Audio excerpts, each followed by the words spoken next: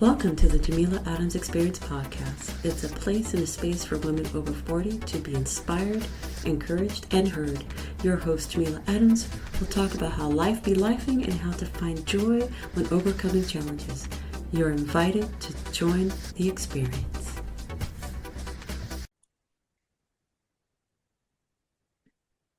Hey everyone, thank you for joining this week's episode. I'm so honored to have another guest for me to share with you this week.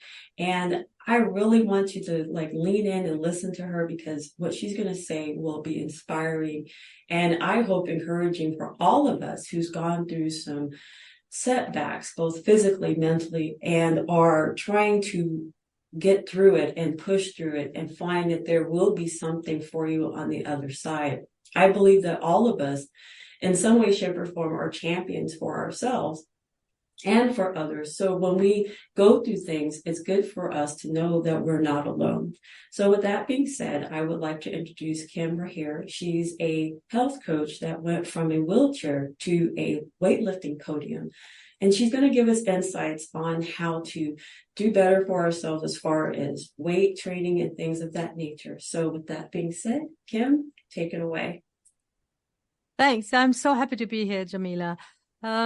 So I'm now very happy to call myself a health coach and work with women in midlife mostly. And I'm particularly happy because I have not always been in a position to train. I actually had a quite unpleasant experience, and it started all exactly 15 years ago. It seems such a long time now, when I was looking after my 3 kids, working a full-time job, and then all of a sudden, from one day to the next, I was struck down by an autoimmune disease. It took them a long time to find out what it was. With hindsight, I say autoimmune disease. At the time, I was just seeing double, and my legs were getting paralyzed progressively, and I spent 6 weeks in the hospital. And it was a very scary time.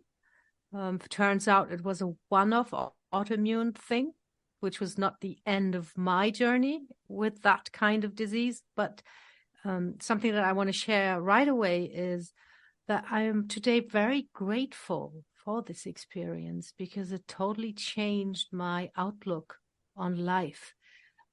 All the things that you get so worked up about, especially when you have small kids. And my kids at the time were quite small. I think my oldest was 10, and I have 3 of them.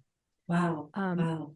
All the things that you think will mean the end of the world if they do not get done by 6 p.m.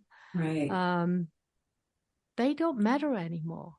Right. And it is scary and terrifying when you are out of the equation from one day to the next. And that was literally my case. From one day to the next, I was gone. And then I noticed the world didn't stop.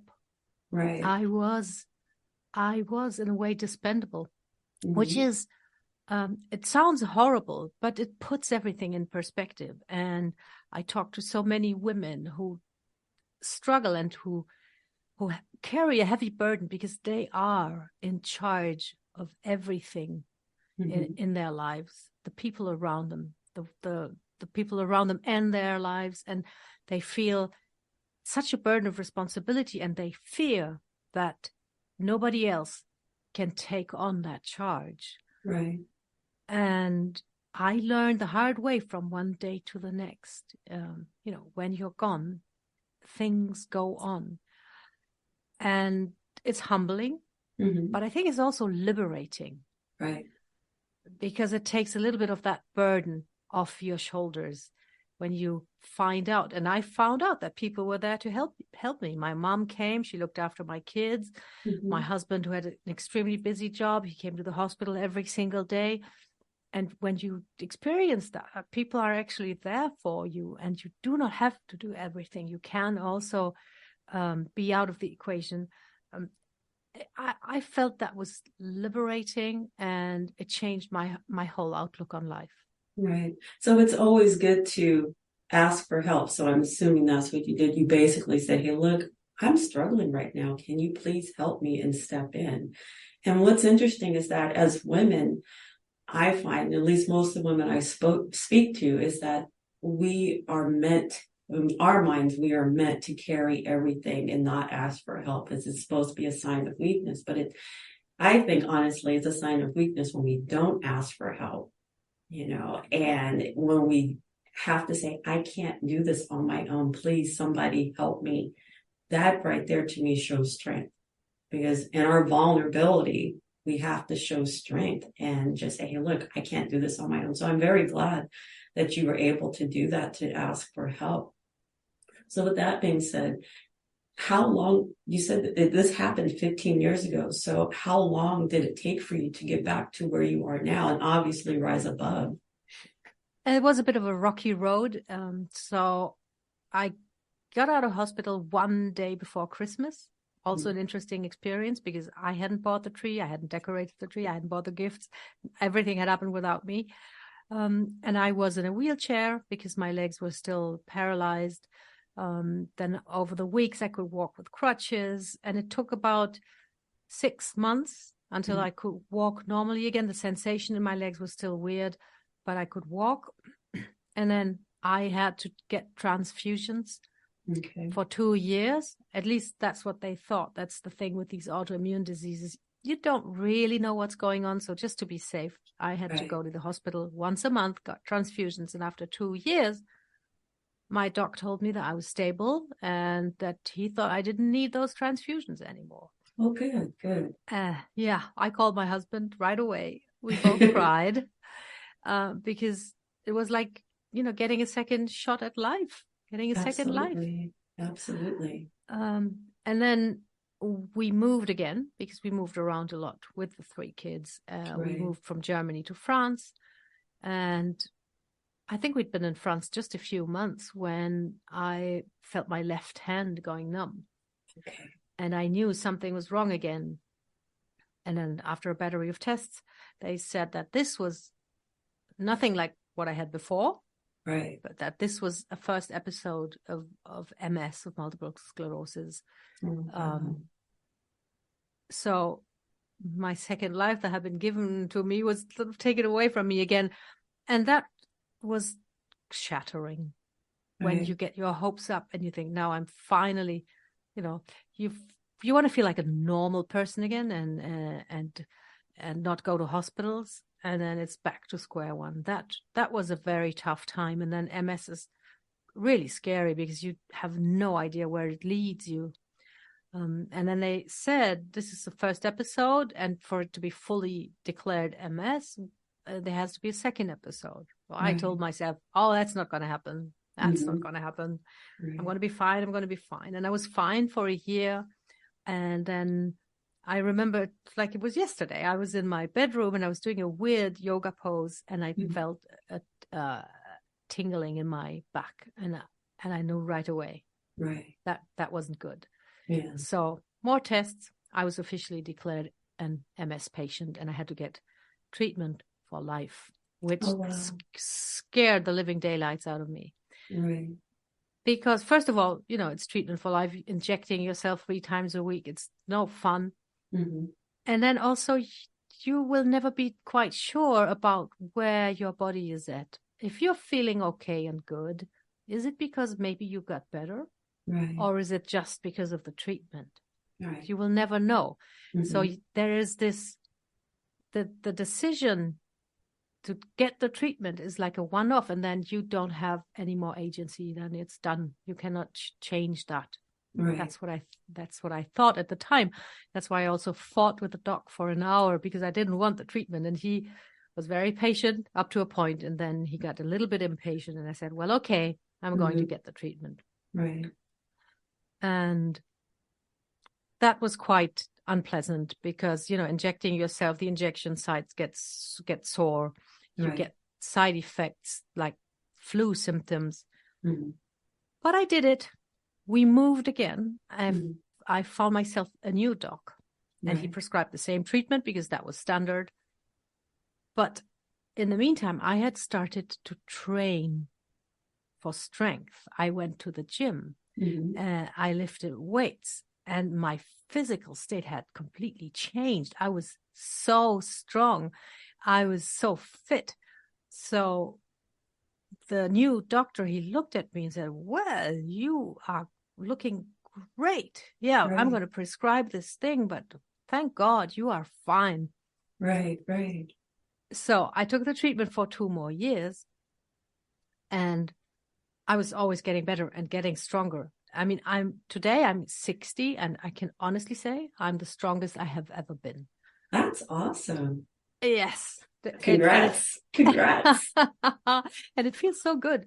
So, and then I remember this was for the summer holidays. We wanted to take the kids to Canada on a camping trip. Right. So I thought, I don't want to travel with an injection kit and inject myself on a camping site. It didn't feel right. So I asked the doctor, would it be okay to suspend the treatment for a few weeks while I'm traveling? And then he said, you know what? How about you try and stop it altogether? If you don't want to do that, I will support you. But if you want to try and stop it, I'll support you too. I said, wow, hell yes, I do. Of course I wanted to stop. It was so tedious and so painful, like literally painful with the flu symptoms and everything. Right. And then he shared with me, and this is something where I think I got really lucky, because I found this doctor who is very up to date, going to conventions and congresses and reading up on the subject. And then he told me, right now we're actually not so sure anymore that this treatment is actually effective. Oh, so wow. He took that thing away, and I called my husband again. So we're stopping the treatment. We're crying again on the phone. And I got another shot at life, right? That was one of the most intense moments of my life. And then that was 6 years ago. Okay. And all right. I've been without treatment and without any symptoms ever since. Wow. So yeah, I'm incredibly grateful. And I think it's important to say this. I'm not pretending that you can heal MS by becoming physically strong. Right. But okay. But what you can do is you can improve your overall health in a big way.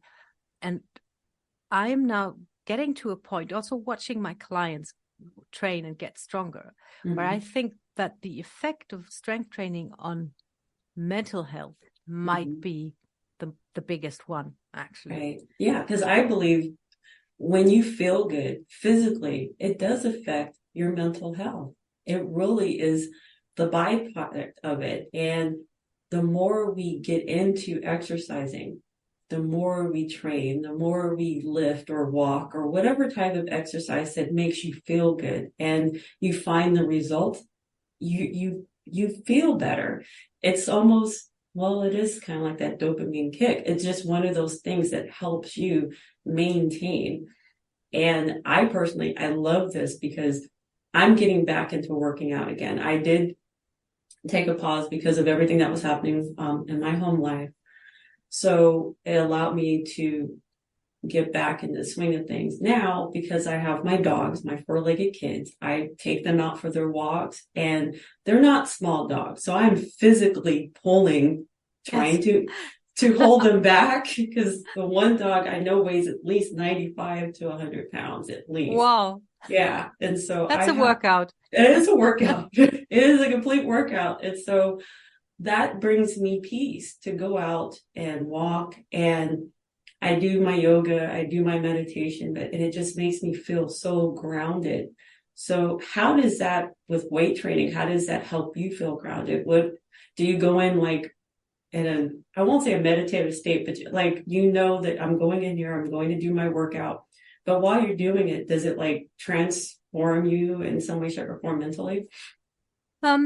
You need excellent focus, because over the years I've switched to Olympic weightlifting, which is like 2 very specific techniques, and they require your entire focus. It's not just about the strength, but it's actually about the path of the bar. It has to move close to your body, and you have to do certain movements like quite rapidly. So it's really, especially when you're not 20 anymore, it's challenging. Yes.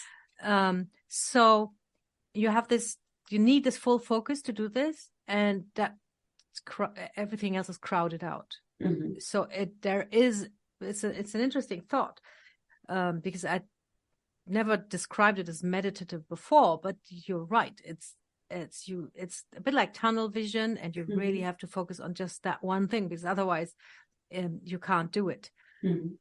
There's also another thing, and it's like strength training is literally overcoming resistance. Right. So you are teaching your brain that, to overcome resistance, and then the experience that you can overcome resistance.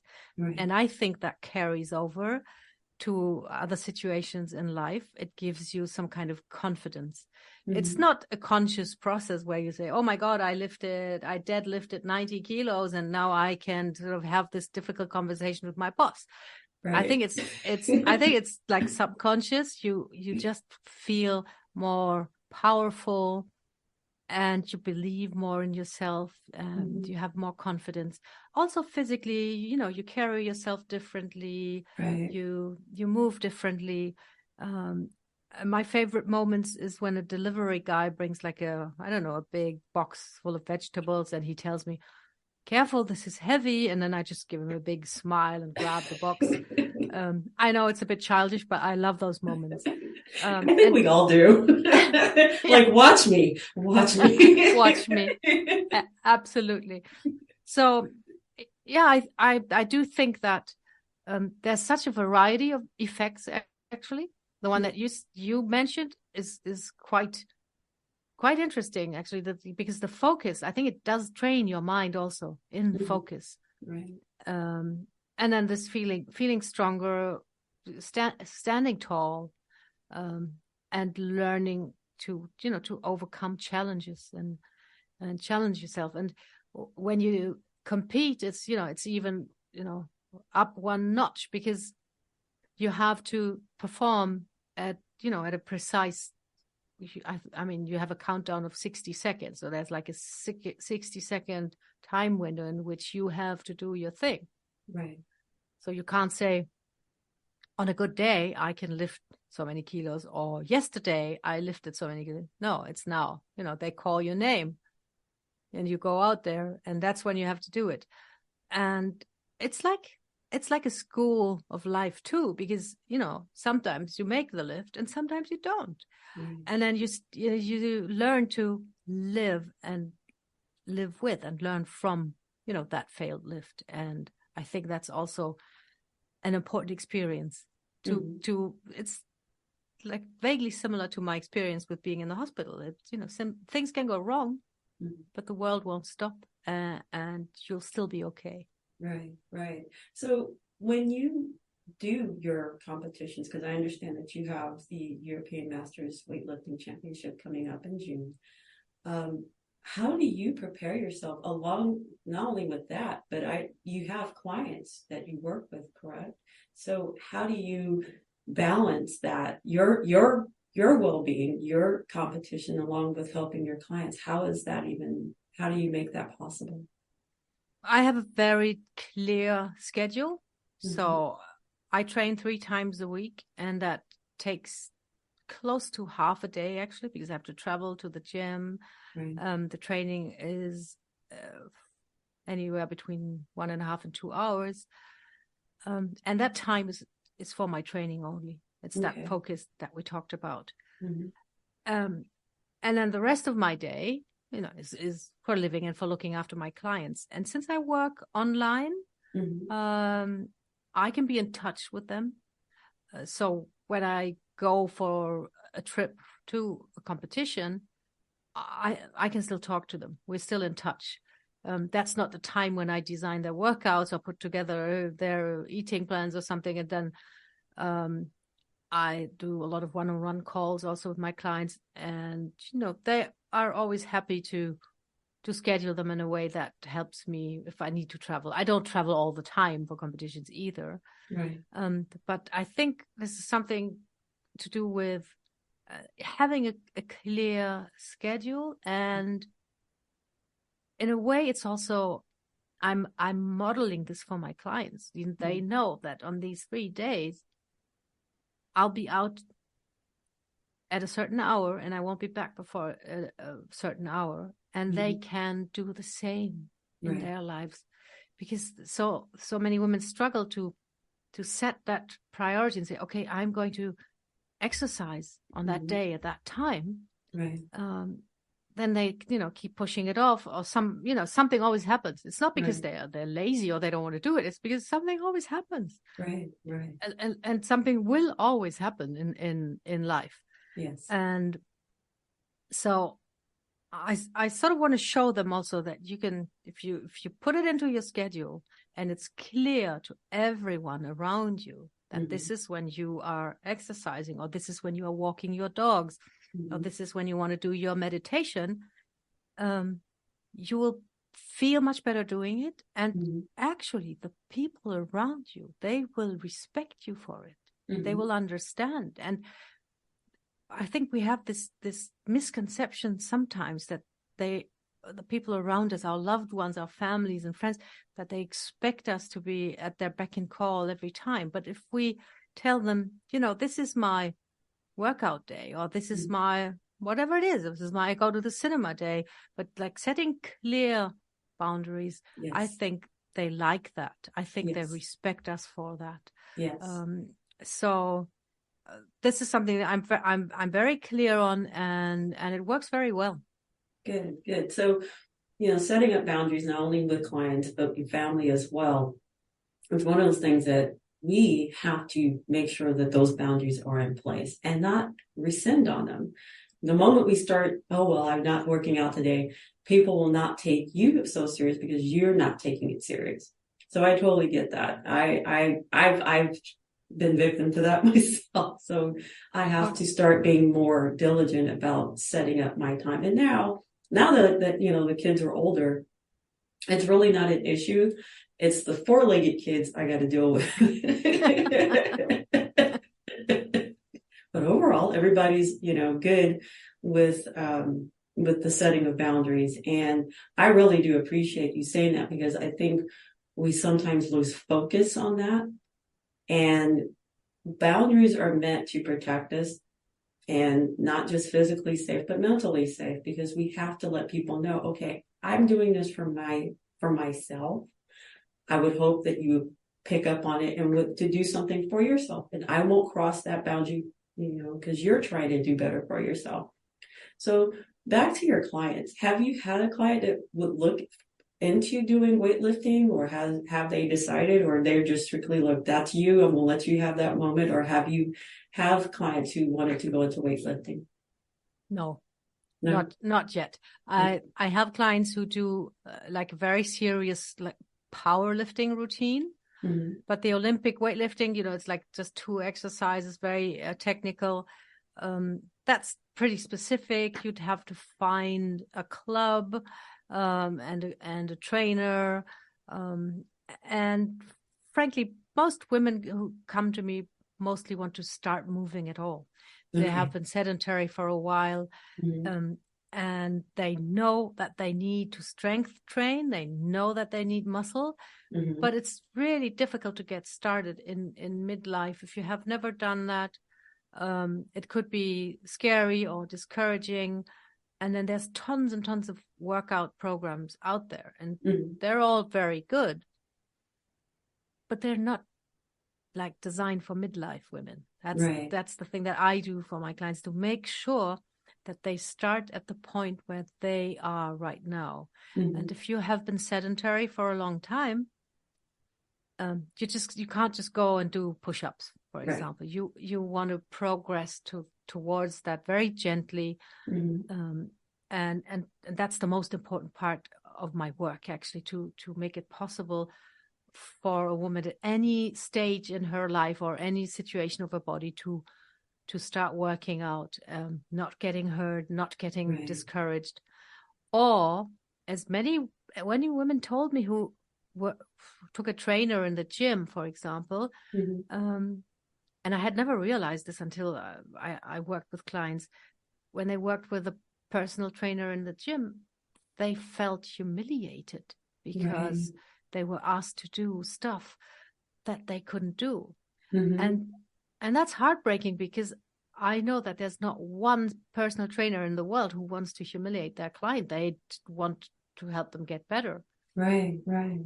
But when like you're young and super fit, you don't know how a woman in her 40s feels. And I think it's difficult to understand and realize, where this woman is at. And that's the big difference when, you work with someone like me, because I will tailor it to where you are at. And because that is the entry point. That's a very crucial point, because if you mess it up at the entry point, then you will just turn your back and never come back. And that would be really very sad. Yeah. Because like for me, I've always been active. I haven't, I've always been active in some way, shape, or form. I used to do running, and I don't know what. It seemed the older I got, my body is like, I don't think we should be doing this anymore. And my knees started bothering me. And I'm like, okay, maybe that's my sign to curtail it. Because I had this goal of doing a half marathon. Never did it, but I did at least do a 10K. So I can at least say I've done a 10K run. But now I'm like more into doing simple weight training, or even body weight training. And that seems to be okay until I tweaked my knee again. And I'm just like, okay. I literally had to start from zero, because I had to go into physical therapy, because what had happened was I had strained my ACL. Oh. Yeah. And I'm just like, I've never had any issues, but talking with my aunt, and she was like, oh, knee problems run in our family. I'm like, okay, thanks for telling me. Oh. And I'm just like, okay, well, at least now I know, but not how I wanted to find out, but at least now I know. But with that being said, I started to par back and started just thinking, okay, I know I need to work my core muscles. Everybody has to do that. Work on your core, because that's your stabilizing, and of course then legs, and then, upper body, because women, we're not strong upper body, but hey, some of us are, some of us aren't. It is what it is. And I'm okay with that. I've never been super strong upper body. I know I can do certain things, other things, no. But what I'm saying is that I know what my starting point is after my injury. And I know to now start slow, because sometimes I can do it. Yeah. And that's honestly how I injured myself. I was doing leg presses, and I literally jumped from 45 to 100 pounds. Yes. Big mistake. And I learned, and that's how I injured myself. And my husband was like, you can't just jump into something. You have to start small and work your way up, or you'll hence get injured. And I was like, I know. And I should have known. I should have known better. But I figured, I'm in the gym, I'm in my feelings, I'm surrounded by I just, that literally had to make me pause and start from square one. You got carried away. It's quite understandable, because, we want things to go fast. I think it's probably pretty human. It's the same when we want to lose weight, even though it took 10 years to put it on, we wanted to come off in 3 weeks. Right. And then I know leg presses, the machine is asking you to put on more weight. Right. And that's also a great situation when to ask for help. Mm-hmm. Yeah. Because sometimes we are not our own best counselor when we think, I can do it. I'm very grateful, because I'm training in a club where there's a trainer. He's looking at us every day, and when we try things and they don't work out, he is going to be the one who says, stop here, move on to the next exercise. Right. And because when we're by ourselves, we tend to maybe not even overestimate our ability, but somehow we just, we want to get it done. We want it to be faster. Right. And yeah, patience sucks, but I think it's a competitive advantage, especially when you're not 20 anymore. Right. That's true. And I learned. And so I had to listen to my body and take note, like you're doing good to be in the gym. Okay. You're good to be working out. Listen to your body. And when you know you're in pain, don't ignore it, because that's what I did. And, I learned now not to do that. To absolutely learn to listen to my body. So back to your program. Can you give us a little bit more insight on what it is and how you do it and how you help your clients reach their goals? Yeah. When it comes to training, it's I work basically with movements, not muscles. It sounds weird because I always say you need muscle and we want to build your muscle. But in order to do that, we don't focus on one muscle, like, in the 70s, bicep curls, 50,000 until you get a big bicep. Right. We focus on movements because I want the training to carry over into everyday life. So you want to be able to roll around with your grandkids on the floor. You want to be able to pick up a laundry basket without throwing your back out. Right. You want to be able to grab something from above, from the shelf. So I work with basic movements like pushing, pulling, squatting.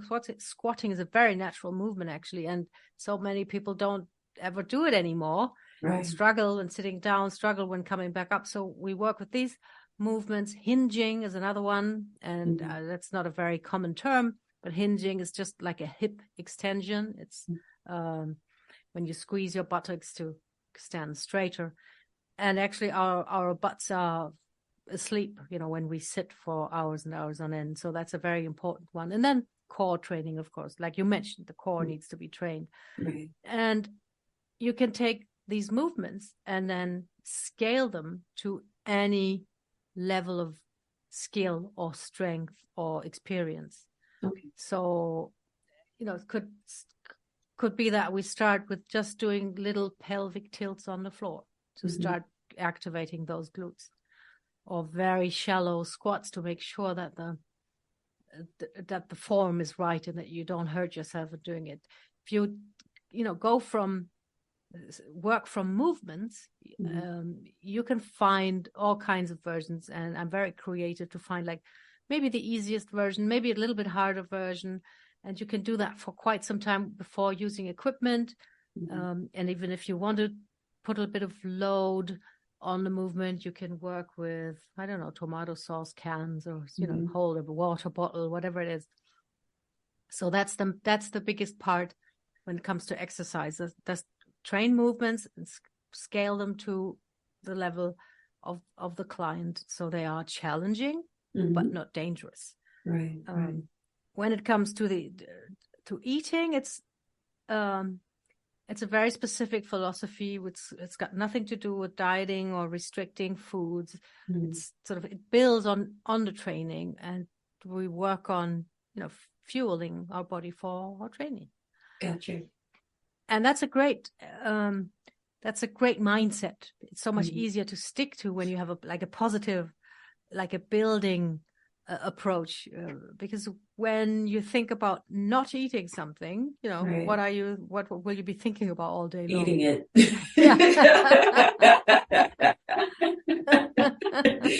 Eating it, yes. Absolutely. So it's the same. For the eating part, we also do some kind of reconnection work, not reconnect the brain with the muscles. And for the eating, we reconnect the brain with the signals that our body sends about satiety, for example. Right. Because we have food around us 24/7 now, and we're grazing so much. Right. We mostly don't even know, are we hungry or not? It's just, it's 1 p.m. Let's have lunch. Am I hungry? I don't know. Right. And we work on that, getting back to these basic feelings of hunger and satiety, and then also knowing when you've had enough. because your body does send signals, but they get drowned in the noise of our constant eating and the constant onslaught of food being, proposed and served. And that works pretty well. And it's great because when you have this inbuilt sensitivity to when you've had enough, you can go wherever you want, eat wherever you want and whatever you want, because when I've had enough, you can't overeat, and that's a skill too, and you can train that. Yes, I think what I've been doing in the last few years, there's certain restaurants my husband and I go to, and we know that the portions are going to be large. So normally what I will do is when my food comes out, I'll ask for a to-go box immediately, because I already know that I'm not going to sit here and eat all these portions just because it's in front of me. So if I automatically get the habit of cutting it in half or however, put it in the to-go box, and then I can eat what's in front of me, and that's a smaller portion, I'm fine. But there are times when emotional eating comes into play. It's like I'm eating because I'm not feeling good today. Mentally, I'm just not here. And then I find myself eating. Or the opposite is like I don't feel like eating and I'm not hungry. And sometimes I have to make myself eat. And that's happened, because sometimes stress happens. And it's like I don't feel like doing anything that leads leads me to eating food. So I don't eat. I'm pretty sure you've talked to people that had those issues as well. So, but yeah, I just get in the habit. If I do order a large meal or whatever, cut it in half. So that way it doesn't tempt me to try to eat the whole thing. And that's such a smart move. It's do it before you even start eating. Tell them to bring out half and leave the other half in the to-go box. Because when it's on your plate and you start eating, then it's very hard to stop your brain from wanting more, because, we're these age-old animals and we've been struggling with starvation for most of our human history. So it's still programmed in here that there's food now, better eat it all, because we don't know if there's going to be more food tomorrow, which just isn't the case anymore. So that's really great to not even tempt your brain and tell them, bring out half and put the other half away and I'll take it home with me. And it's more economical too. Oh yeah. And then I'll have lunch the next day. Yeah. I mean, I'm getting to that point now, especially dealing with menopause, perimenopause. It's like, I know what my body is capable of doing and what it's not. And I'm not going to beat myself up about it anymore. And I'm okay with that. I mean, it's not easy, because I look at myself and I look at, what do they say? Don't ever compare yourself to other people, which is true. We try not to compare. But if you see something on the socials and you're like, wow, that's a cute dress. Will I be able to fit in it? That's a cute pair of pants. Those are cute. You just get that visual. How do you curtail that with yourself and also your clients? Because I have made strength such a sort of value or virtue in my whole system. I could actually look at someone wearing a pair of cool pants and look at their legs and say, oh my God, she can't even squat 10 kilos because there's no muscle on that leg. And it's interesting because with the functionality and the feeling of strength, your aesthetics, your change too.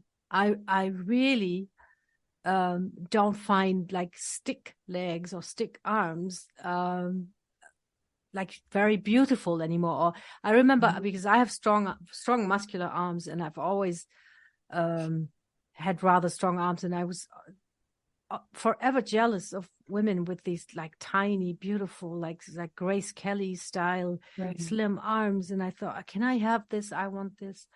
And it's certainly beautiful, but today I'm just grateful for what my arms can do and what they can lift. So that has changed for me and for my clients. it's mostly fitting into clothes that they didn't fit in before, Right. that they had been looking at for years before they then took action. And then when they can wear those again, then they're just very happy. So they're comparing themselves to their former selves, Right. and not to people on social. I don't know if I see that wrong, but Mm-hmm. so many, especially fitness influencers and women, Mm-hmm. they all have breast implants. Yes. Majority of them. Yes. Yes. Yes. And I find that so sad, Mm-hmm. because getting breast implants is not an easy No. sort of quick operation. You have to go through so much pain and hassle, and to want to go through that in order to look a certain way, I find that heartbreaking. Mm-hmm. Because what goes on in your mind? How do you relate to your body when you're ready and willing to take that on, in order to look a certain way? Right. I find that quite distressing, actually. And it gives a wrong image, probably, or maybe used to give a skewed image of what their bodies naturally look like.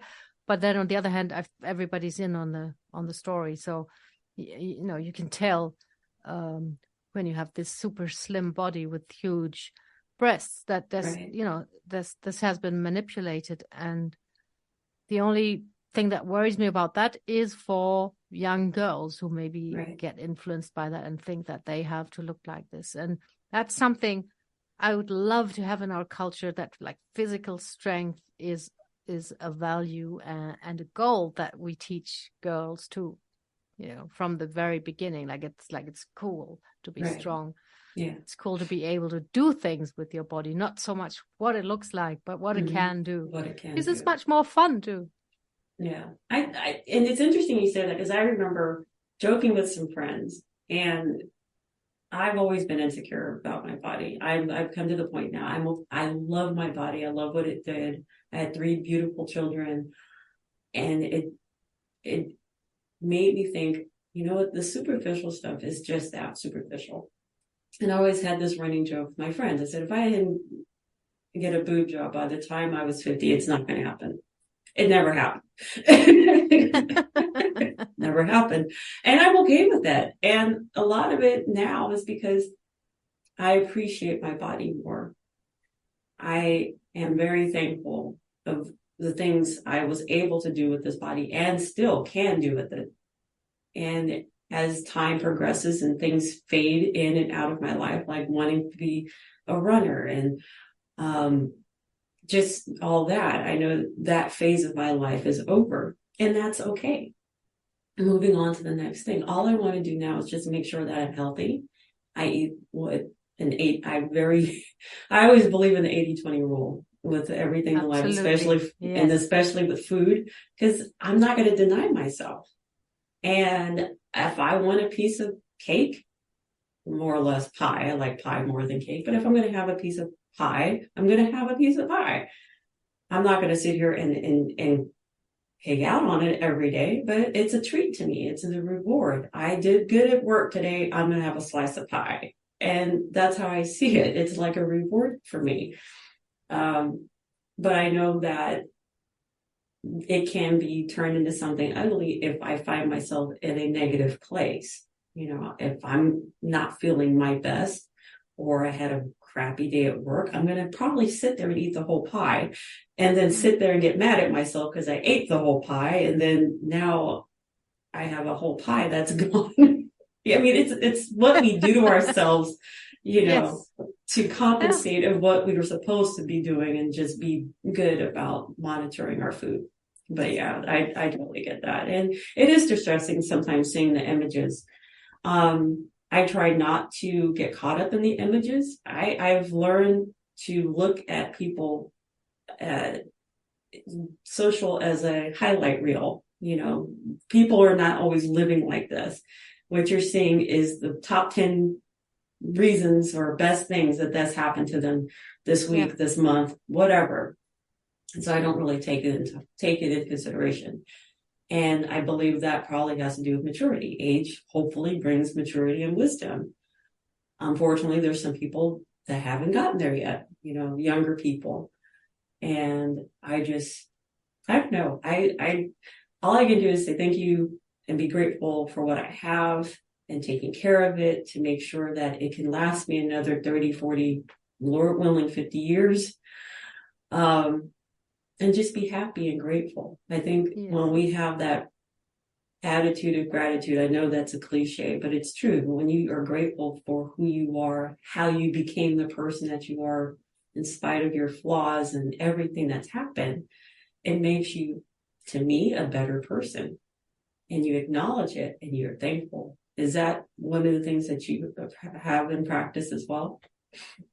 Absolutely. And it's really beautiful what you said. And I actually feel that it's a privilege to be older.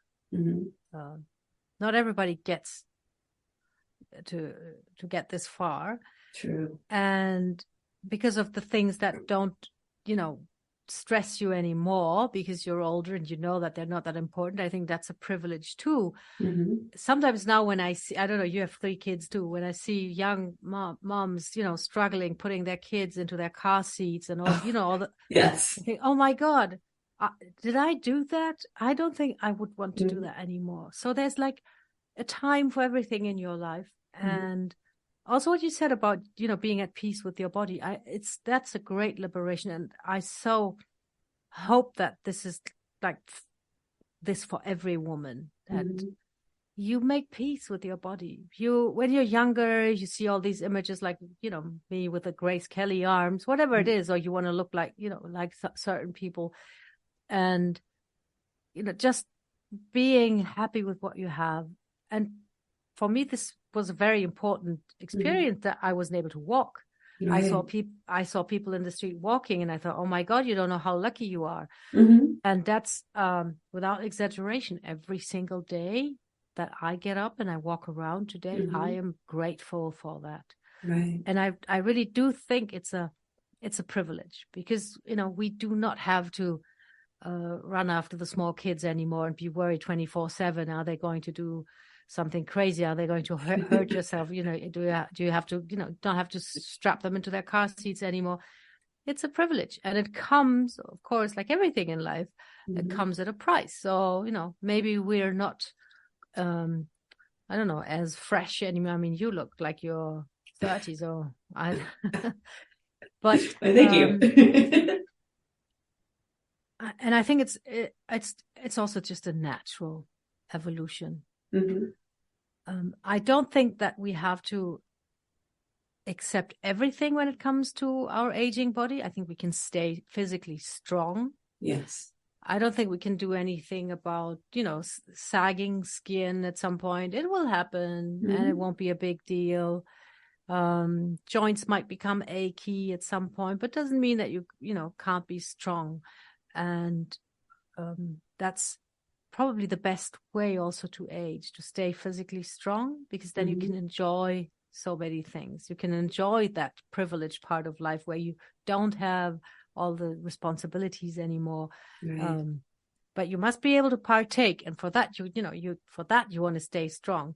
Yeah. You don't want to beat any records. You don't want to do crazy, I don't know what, yoga handstands or whatever some people can do, which is quite great feats. But I mean, if you want to, you can train and you can try.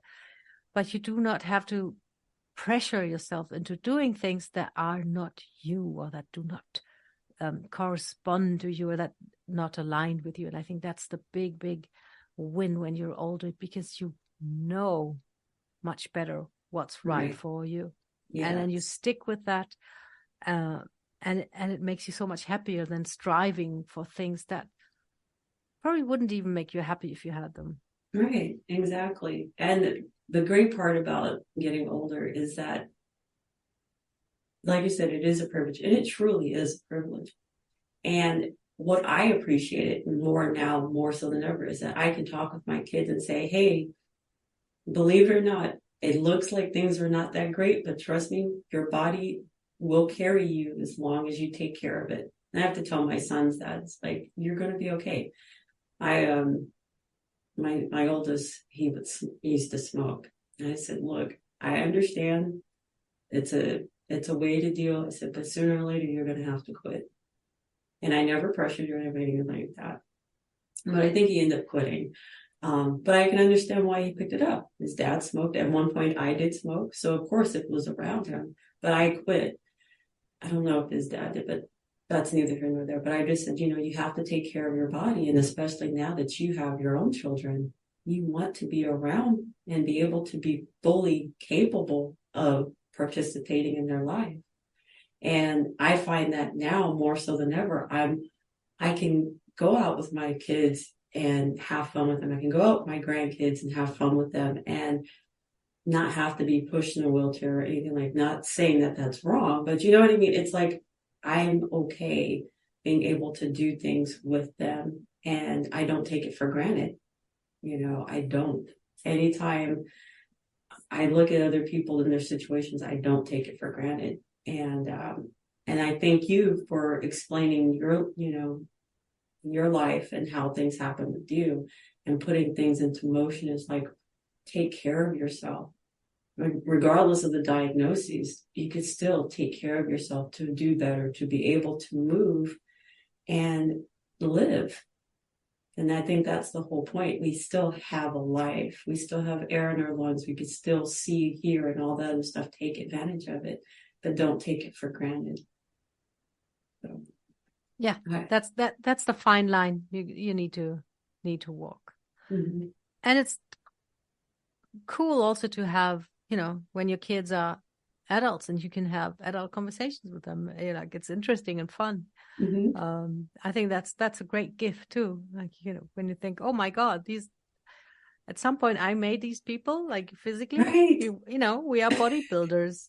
We built those bodies, and that's very, very rewarding. And yeah, I think, like you said, gratitude is probably the key to Mm-hmm. happiness, but probably at any stage in life, but even more when you get to where I'm at now. Yeah, I appreciate that.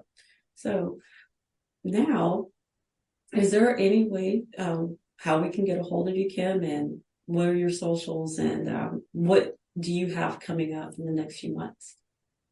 So my approach is called Fabulous in 15. So that's something that I started in January, where you can actually get in super shape in just 15 minutes a day. That's my big, big promise. And I make it happen. Mm-hmm. 15 minutes of training a day.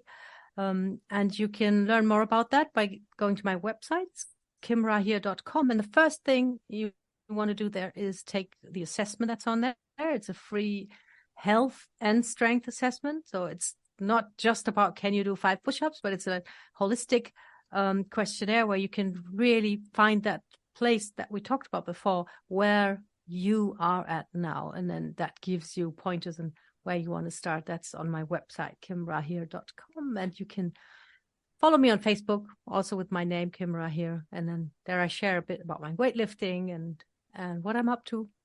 Some helpful stuff also. Would love for you to come along. Awesome. I appreciate you being here, and I love this conversation. I definitely would love to have you come back in a future time and just talk more about how our health is something we definitely should strive to improve, and just, do healthy eating and movement and our muscles getting stronger. It's a great thing to have, and I definitely would like to explore that further with you down the line. So with that being said, do you have any other final words, Kim, before we go? I just want to tell anyone who feels, especially women, that it's like too late for them, or that their situation is too bad, to just let go of the big picture, like situating yourself in this big picture and this long path that you would have to go down in order to feel better, and just ask yourself, what can I do right now, this very moment, something that will help me get better. And it could be just drink a glass of water, go for a walk, go to bed 5 minutes earlier, anything. If you can focus on anything that you can do right now, that will start your momentum. And, the big picture in this case is not helpful. It will only scare you. If you can do a small thing today, maybe right now, when you stop listening to this podcast, that's going to get you just a tiny step ahead, but it's a step ahead. Awesome. I appreciate that. So with that being said, everyone, I definitely would love to have you leave a comment, follow the podcast. And also, don't forget this.